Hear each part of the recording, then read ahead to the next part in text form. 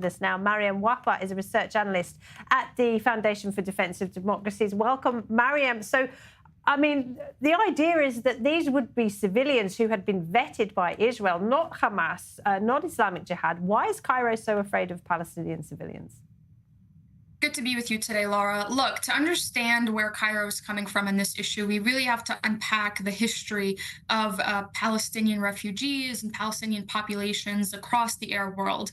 And it is clear, one can say with conciseness, that when Palestinian populations are on borders of certain countries, they come with their own set of problems. And that is part of the complication for Egypt. They know that pushing Palestinian population, Gazans, to the border that Egypt and Gaza share could open up a cluster of issues for Egypt. And then we have to factor in the fact that there's a long history between Hamas, Muslim Brotherhood, and the Gaza populations on that Gaza-Egypt border, including the fact that a lot of a lot of Gazan families aided and abetted Hamas, even though they were civilians, in building the terror infrastructure, the terror tunnels that the IDF uncovered early on in the war when it came to connecting Hamas tunnels in Gaza to Egypt. So for Cairo, this is really a non-starter for those issues. And all on top of all of that, Cairo sees, or might see, this as an initial step to their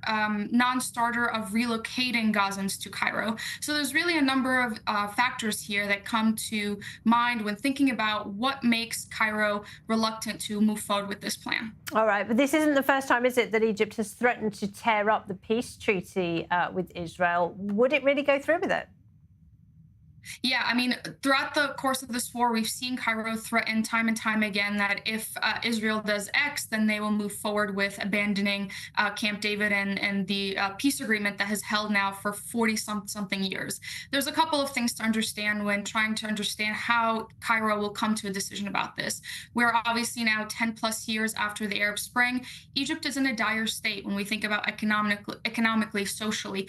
Things are not looking good for Cairo right now. And for them to pull out of a treaty that has kept the peace, that has kept stability in the region, would be really unwise.